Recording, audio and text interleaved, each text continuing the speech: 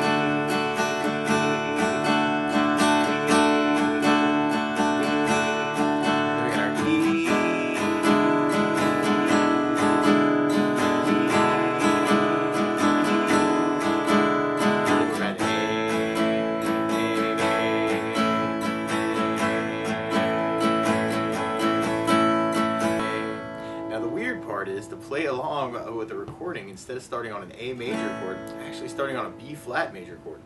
So to play along with the recording, what you want to do is take a capo, and if you put the capo on first fret, then now your A is really a B flat major, and your D major is really an E flat major, and your E major is really an F major chord.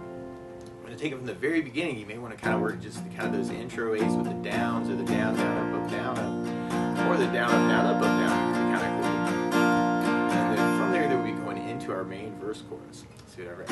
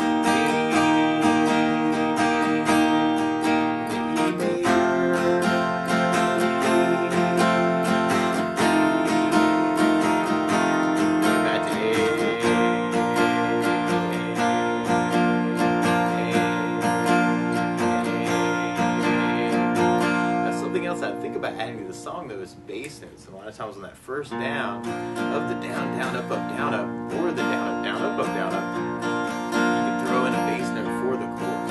So on the A, you'd have the A for the bass, on the D, you'd have the D for the bass, and on the E, you'd have the low E for the bass. So we tried adding basses to our next verse chorus. You'd have the A.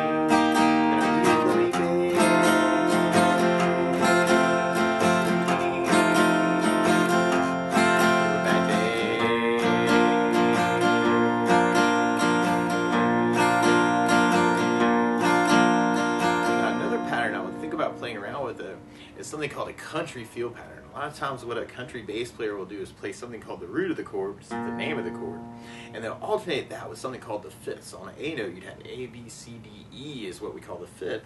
So you may want to do the A string and do a down up, and then go to the low E string for a down, and then a down up to kind of get a root, down up, fifth, down up kind of idea on the A chord. And when we get to the D chord, then you'd be alternating between the D string and the A string to get that same kind of sound. And on the E major, you'd have the low E to the A string to kind of get that same idea.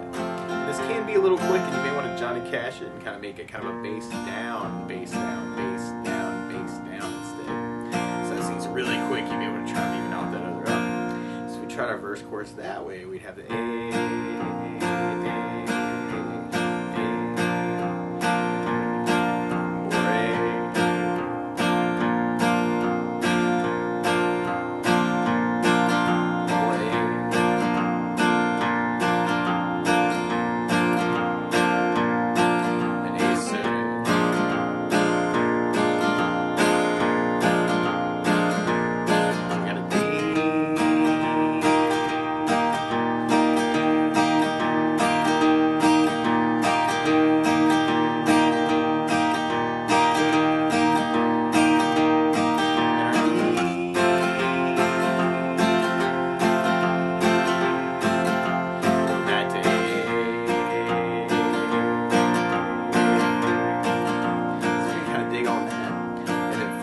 Chorus will be going into a solo part, which is kind of an abbreviation of our main form.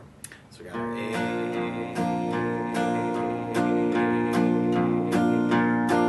then D, E,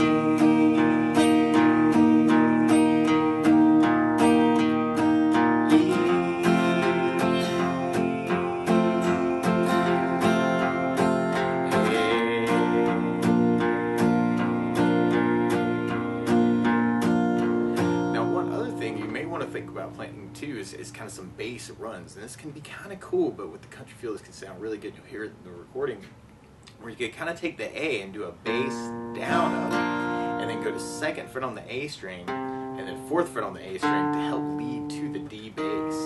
So you'd have kind of an A with a bass down up 2 4 on that last A or A7 before the D chord, and then on the D chord, if you wanted to, a really cool little pattern to kind of work to kind of get to the E note, you could kind of do the bass down up and then kind of hit your fourth on the A and then open D and then first fret on the D. So it's kind of a weird, cool little triplet to get to the to the E.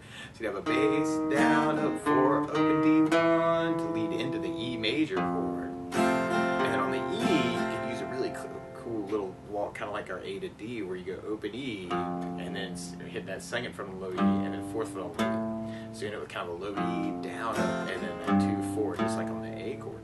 So we tried adding some bass walks to kind of our verse. You'd have the A.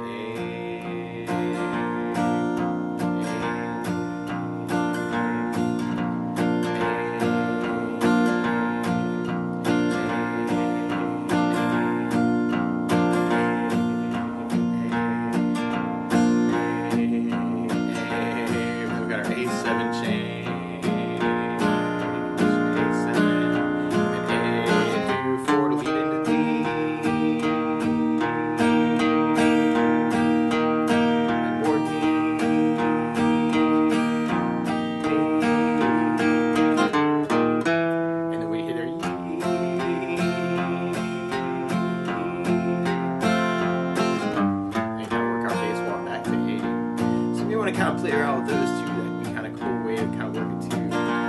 Or if you know other strum patterns or other variations of these, you can kind of mix it up that way, or other licks around the chords are always cool too.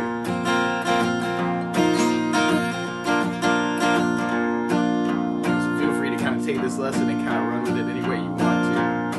It's kind of a cool thing to kind of play around with it and see what you can say with the song.